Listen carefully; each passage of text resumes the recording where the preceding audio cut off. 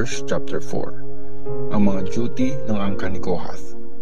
Sinabi ni Lord kina Moses at Aaron, mag-census kayo sa mga angkan at pamilya ni Kohath. I-register nyo lahat ng 30 to 50 years old at pwedeng mag-serve sa banal na tent. Ang mga duty nila ay may kinalaman sa mga pinakabanal na kagamitan. Every time nalilipat ng camp ang mga Israelites, papasok si Aaron at ang mga anak niya sa loob ng banal na tent para alisin ang kurtina sa harap ng box ng kasunduan at yun din ang i-cover nila sa box. Tatakpan ito ng magandang klase ng leather, tapos babalutin ng telang blue at lalagyan ng mga hawakan. Lalatagan naman ng telang blue ang table na patungan ng tinapay na inoffer kay Lord. Tapos ipapatong dito yung mga plato, mga lagayan ng insenso at mga lagayan ng wine offering. Dapat laging nandun sa table ang tinapay na inoffer sa akin. Tapos lahat yun tatakpan ng telang pula at ng magandang klase ng leather at lalagyan ng mga hawakan. Tatakpan din ng telang blue ang lampstand kasama ang mga ilawan, pang-ipit, lagayan ng abo at mga lagayan ng langis. Babalutin nila ng magandang klase ng leather ang lahat ng mga kagamitan at ilalagay sa isang box para mabuhat. Tatakpan din ng telang blue ang gintong altar at babalutin ng magandang klaseng leather. Tapos lalagyan yon ng mga hawakan. Babalutin ng telang blue, tapos tatakpan ng magandang klase ng leather ang lahat ng mga gamit. Tapos ilalagay sa isang box para mabuhat. Aalisin muna ang abo sa altar bago ito takpan ng telang purple. Tapos ilalagay sa telang purple ang mga gamit sa altar gaya ng mga lagayan ng apoy, mga hooks, mga pala at mga palanggana. Tatakpan ito ng magandang klase ng leather. Tapos lalagyan ng mga hawakan. At pag naligpit na ni Aaron at ng mga anak niya ang banal na tent at lahat ng mga gamit nito, dadalhin naman ito ng mga anak ni Kohath. Pero huwag nilang hahawakan ng mga banal na kagamitan kasi mamamatay ang hahawak nito. Ito yung mga duty ng mga anak ni Kohath every time na ililipat ang banal na tent. Si Eleazar na anak ni Aaron na priest ang bahala sa langis ng mga ilawan, sa insenso, sa mga ino-offer na butil, sa langis na ginagamit sa pag-anoint at sa lahat ng gamit sa banal na tent. Sinabi ni Lord kina Moses at Aaron, huwag niyong hahayaang mamatay ang pamilya ni Kohath dahil sa paglapit nila sa mga banal na kagamitan.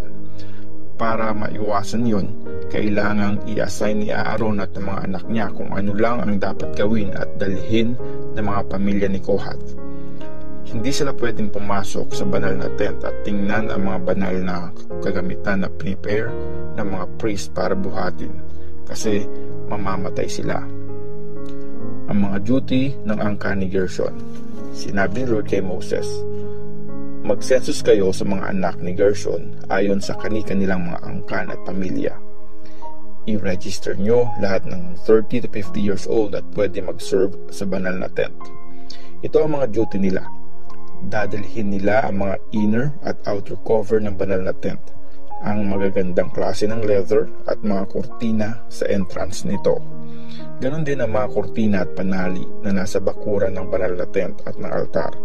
Ang mga kurtina sa entrance ng bakuran nito at lahat ng kagamitan para sa pagsiset up ng banal na tent. Sila ang in charge sa mga dapat gawin sa mga gamit na ito. Sisiguraduhin ni Aaron at ng mga anak niya na ginagawa ng mga anak ni Gershon ang mga duty na inassign sa kanila. Ito ang mga duty nila sa banal na tent. Si Itamar na anak ni Aaron na priest ang mamamahala sa kanila.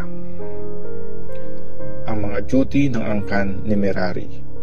Sinabi ni Lord kay Moses, mag-census kayo sa angkan ni Merari ayon sa kani-kanilang mga angkan at pamilya. I-register nyo lahat ng 30 to 50 years old at pwede mag-serve sa banal na tent.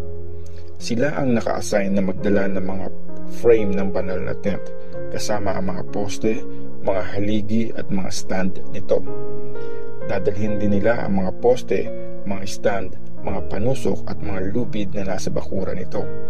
Pati na rin lahat ng mga gamit na may kinalaman dito. I-assign mo ang mga bitbitin ng bawat isa sa kanila. Ito ang mga duty ng angkan ni Merari sa banal na tent. Si Ithamar, anak ni Aaron na priest, ang mamamahala sa kanila. Ang census sa mga Levites. Gaya ng inutos ni Lord, nag-census nga sina Moses, Aaron at mga leaders ng mga Israelites sa 3 angkan ng mga Levites. Ang angkan ni Kohath, ni Gershon at ni Merari.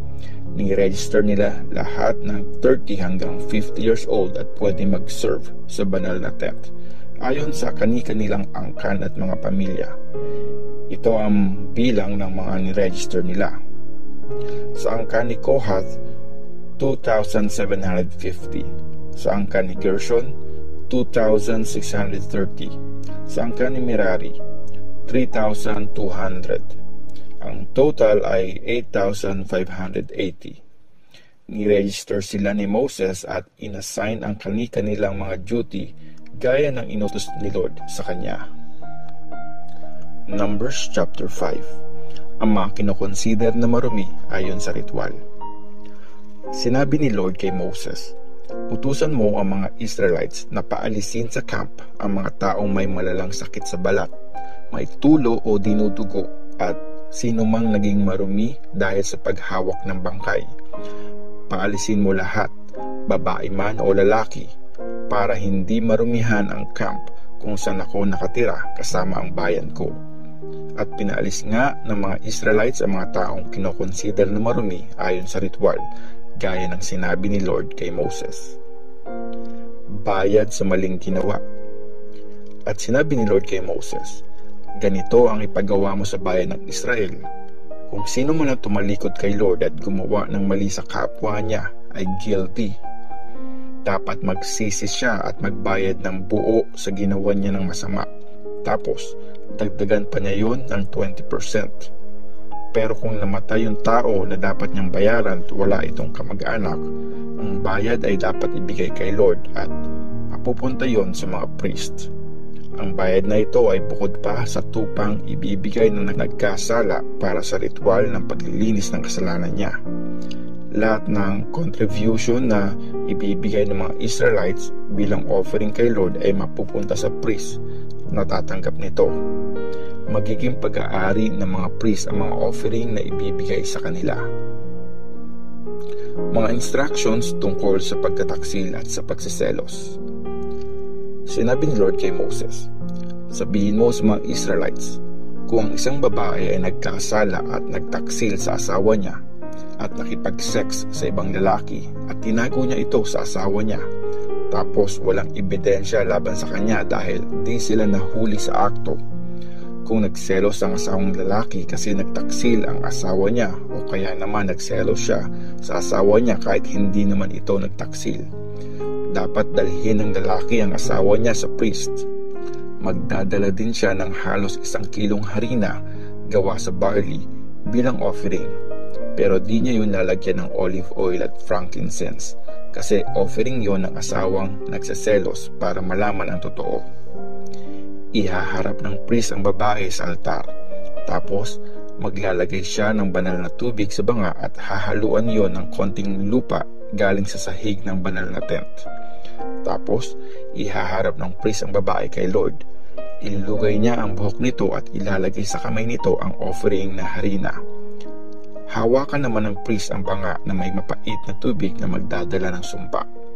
Tapos, panunumpain ng priest ang babae at ganito ang sasabihin niya sa kanya.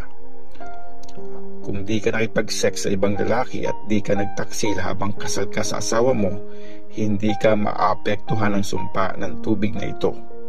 Pero kung nagtaksil ka habang kasal ka sa kanya at nakipag-sex ka sa ibang lalaki, susumpain ka ni Lord para maging example sa mga kababayan mo kapag nabaog ka at namaga ang tiyan mo. Tatago sa tiyan mo ang tubig na ito, mamamaga ang tiyan mo at mababaog ka. Sasagot ang babae at sasabihin niya, Amen, agree po ako. Tapos, isusulat ng priest ang sumpang ito sa isang scroll at huhugasan niyon sa banga na may mapait na tubig. Ang pinaghugasan nun ang ipapainom niya sa babae at iyon ang magbibigay ng matinding kirot sa kanya. Tapos kukunin ng priest sa babae ang hawak niyang harina at i-dedicate niya yon kay Lord, saka ilalagay sa altar. Kukuha siya ng isang dakot na harina at susunugin yon sa altar. Tapos ipapainom na niya sa babae ang mapait na tubig. Kung nagtaksil nga sa asawa niya, makakaramdam siya ng matinding kirot, mamamaga ang tiyan niya at mababaog siya. Susumpain siya ni Lord at magiging example sa mga kababayan niya. Pero kung hindi siya nagtaksil, walang mangyayaring masama sa kanya at magkakaanak pa rin siya. Ito ang mga instructions tungkol sa kaso ng pagtataksil ng babae habang kasal siya sa asawa niya, o sa pagseselos at paghihinala ng lalaki sa kanyang asawa. Ihaharap ng lalaki ang babae sa altar at ang priest na ang bahala sa mga dapat gawin ayon sa kautusan. Hindi madadamay sa kasalanan ang lalaki, pero mapaparusahan ng babae kung guilty siya.